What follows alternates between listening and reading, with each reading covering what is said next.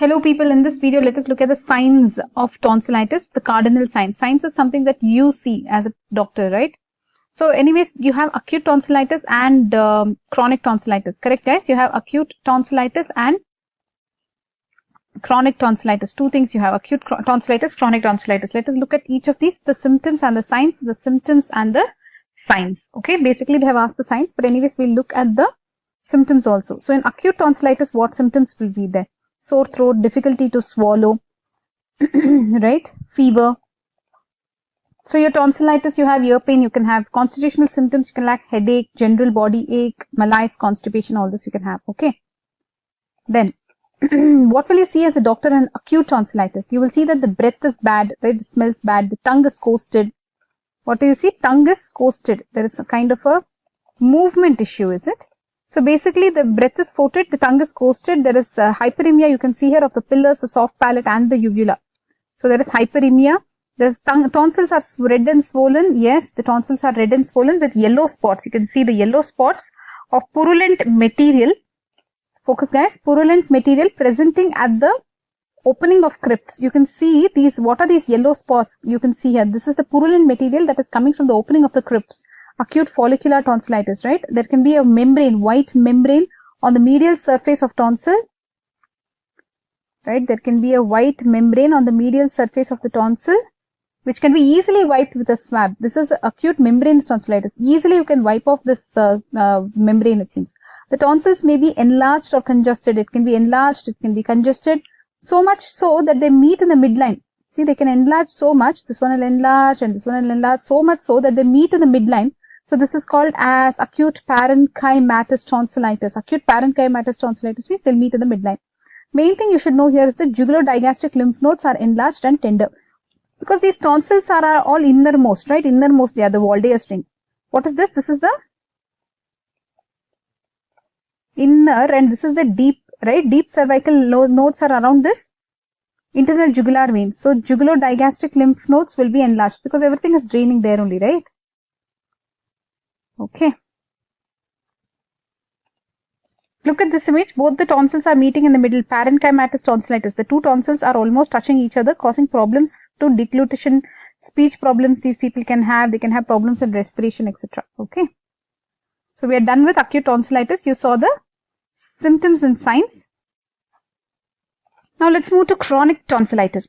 People, what did we finish? Acute tonsillitis. What are we moving to? Chronic tonsillitis. We'll look at the signs and symptoms of this also. Symptoms, first of all, recurrent attacks of sore throat will be there. Acute tonsillitis, recurrent attack. Chronic irritation will be there in the throat. Bad taste in mouth, foul breath, halitosis. Halitosis is foul breath due to pus in the crypts, okay.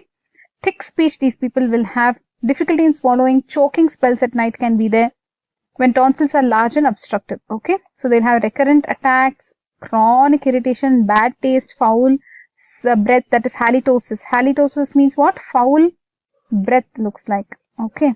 And this is nothing to do with not brushing your teeth. I think this is something which is related to chronic tonsillitis. Let us see the meaning that Google says for halitosis. Wait.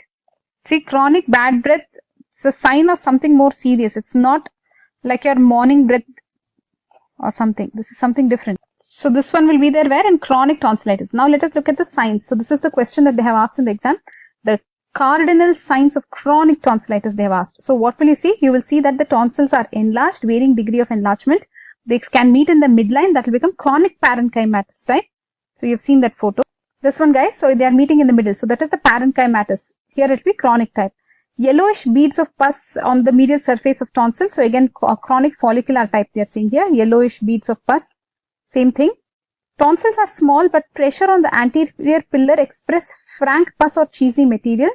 So here you have frank pus or cheesy material. Tonsils are small. This is what you have to notice here. Very interesting, right? Tonsils are actually small here. Flushing of anterior pillars compared to the rest of the pharyngeal mucosa is an important sign of chronic tonsillar infection. I think this is what they were looking for in the exam. So this actually flushing they are saying is something like widening of the capillaries of the anterior pillar compared to the rest of the pharyngeal mucosa is an important sign of chronic tonsillar infection. So this is the most important point here, looks like guys. Flushing, important word, flushing of the anterior pillars, okay. So remember flushing for chronic tonsillitis. Okay, then what is saying here? Jugular-digastric lymph nodes will be enlarged, guys. This is also a reliable sign of chronic tonsillitis. Okay. During acute attacks, the nodes further enlarge and they become tender. So remember, jugular-digastric lymph nodes being large and the flushing of the anterior pillars. These two are very cardinal kind of signs of chronic tonsillitis. Okay. So in this video, we wanted to look at the cardinal signs of tonsillitis. Basically, we saw the symptoms of acute tonsillitis, right? Like sore throats, difficulty swallowing, fever, earache, constitutional symptoms like headache, general body ache, malaise, constipation. We saw the symptoms like breath is foetid, tongue is coasted. This also you have to write. Then hyperemia will be there of the pillars, of the uvula, soft palate. The tonsils are red and swollen. Remember here it is swollen, right? And then you can have acute parenchymatous tonsillitis where both of them meet in the center. Jugular-digastric lymph nodes are enlarged and tender in acute. Same thing you will see in chronic, but anyways, moving on to chronic. You'll have recurrent attacks. There will be chronic irritation. There will be cough also. There will be cough. Okay, remember there is cough here. Chronic irritation is there. Then bad taste in mouth, foul breath, halitosis will be there due to this pus and crepes. There will be thick speech. They cannot swallow. Choking spells will be there at night. So all this can you write? Will you remember? Choking spells at night. Okay. Then this is what is very critical here. Cardinal signs, especially of chronic tonsillitis. If they ask, you should say that. See, all this are same only. Their tonsils will be large, but here they said tonsils are small. Frank pus, cheesy material, okay, pus, yellow pus, etc. Flushing, mainly the flushing of the anterior pillars compared to the rest of the pharyngeal mucosa is an important sign of chronic tonsillar infection. Jugular-digastric lymph nodes being enlarged also is a reliable sign of chronic tonsillitis. Okay. So that's it about the signs of tonsillitis. We saw the symptoms and signs of tonsillitis, right? That's all for now. Bye-bye.